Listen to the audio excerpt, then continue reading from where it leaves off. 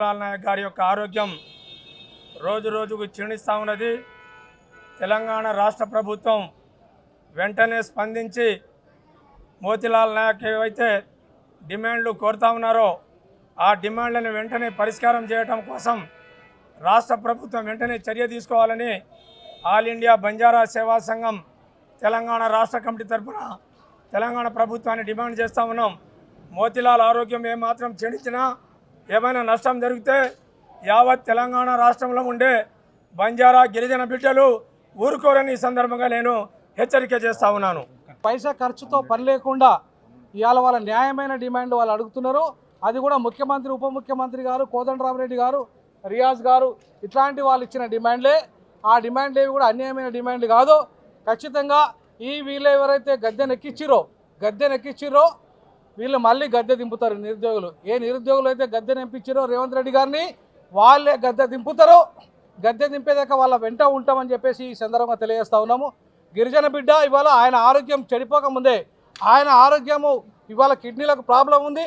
ఆయనకు ఇవాళ బాడీ అంతా కూడా క్షీణిస్తుంది. కాబట్టి ఇమ్మీడియట్లీ ప్రభుత్వ దూతను పంపి ఆయనకు హామీ ఇచ్చి ఇమ్మీడియట్లీ వాళ్ళ యొక్క హక్కులను పరిరక్షించుకునే విధంగా ప్రభుత్వం కృషి చేయాల్సిందిగా ఉస్మానియా నిరుద్యోగుల తరఫున, ఉపాధ్యాయుల తరఫున నేను ఇవాళ డిమాండ్ చేస్తూ ఉన్నాను. 7వ రోజుకు చేరింది మోతీలాల్ నాయక్ ఆమరణ నిరాహార దీక్ష. నిరుద్యోగుల హక్కుల కోసం, న్యాయమైన డిమాండ్ కోసం ఈనాడు మోతీలాల్ నాయక్ తన ప్రాణం మీద తెచ్చుకుంటూ ఉన్నారు.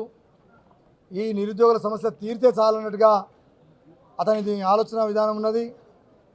నేను అడుగుతున్నా, ఒక మోతీలాల్ నాయక్ చేస్తున్న ఆమరణ నిరాహార దీక్ష తన వ్యక్తిగతంగా చేస్తున్న డిమాండ్ కాదు.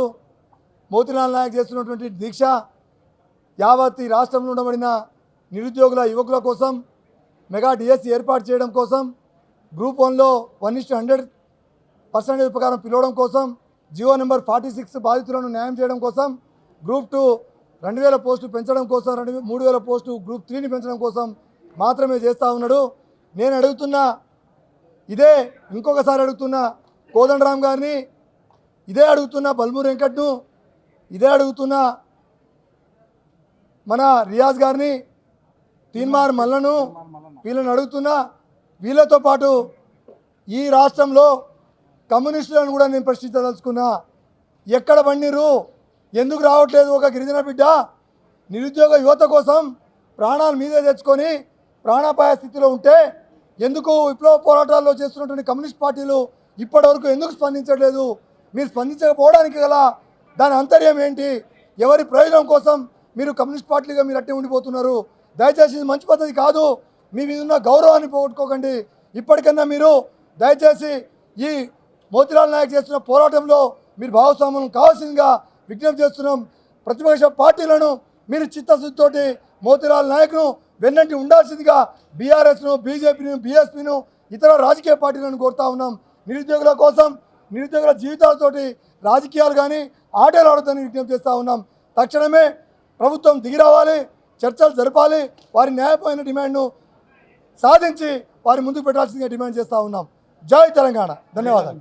ఈరోజు రాష్ట్రంలో ఉన్న నిరుద్యోగుల పక్షాన తమ్ముడు నిరుద్యోగి ఉస్మానియా విశ్వవిద్యాలయానికి చెందిన నిరుద్యోగి తమ్ముడు మోతీలాల్ ఈరోజు తన ప్రాణాలను తెగించి ప్రాణాలను పణంగా పెట్టి ఈరోజు 7వ రోజు గాంధీ ఆసుపత్రిలో ఆమరణ నిరాహార దీక్ష చేపట్టడం జరుగుతుంది. ఈరోజు రాష్ట్రంలో ఉన్న అధికారంలో వచ్చిన కాంగ్రెస్ పార్టీ నిరుద్యోగుల మీద నిరుద్యోగులకు లేనిపోని హామీలు ఇచ్చి నిరుద్యోగుల ఓట్లతో అధికారంలో వచ్చిన కాంగ్రెస్ పార్టీ ఈరోజు కాంగ్రెస్ పార్టీకి సంబంధించిన ఒక ఎమ్మెల్యే కానీ మంత్రి కానీ ఇప్పటి వరకు మోతీలాల్ నాయక్ 7వ రోజు దీక్ష కొనసాగుతున్నా ఇప్పటికీ స్పందించకుండా వారు నిర్లక్ష్యం చేస్తున్నారు. మా నిరుద్యోగుల పక్షాన, ఈ రాష్ట్రంలో ఉన్న నిరుద్యోగుల పక్షాన మోతీలాల్ నాయక్ యొక్క పోరాటాన్ని వృధా కానీయకుండా మేము ఉస్మానియా విశ్వవిద్యాలయంలో ఉన్న ప్రతి గిరిజన సంఘాలు, ప్రతి లంబాడి సంఘాలు స్పందించాలి.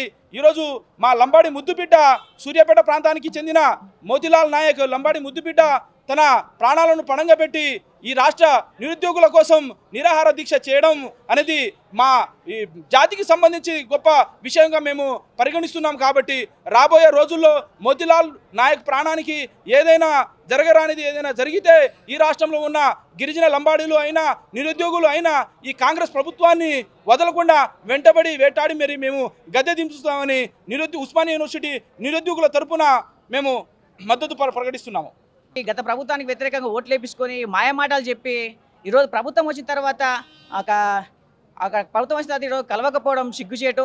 మీరు వెంటనే గ్రూప్ 1 1:100 తీసుకురావాలని, అదేవిధంగా గ్రూప్ 2 2000 పెంచాలని, గ్రూప్ 3 3000 పెంచాలని, అదేవిధంగా డిఎస్సిని మెగా డిఎస్సిగా 25,000తో మళ్ళీ నోటిఫికేషన్ చేయాలని, అదేవిధంగా రాత పరీక్షలకు గ్యాప్గా డిఎస్సికి 2 నెలల గ్యాప్ అవకాశం ఇవ్వాలని ఈరోజు ఉస్మానియా యూనివర్సిటీ విద్యార్థులు మేము డిమాండ్ చేస్తున్నాం.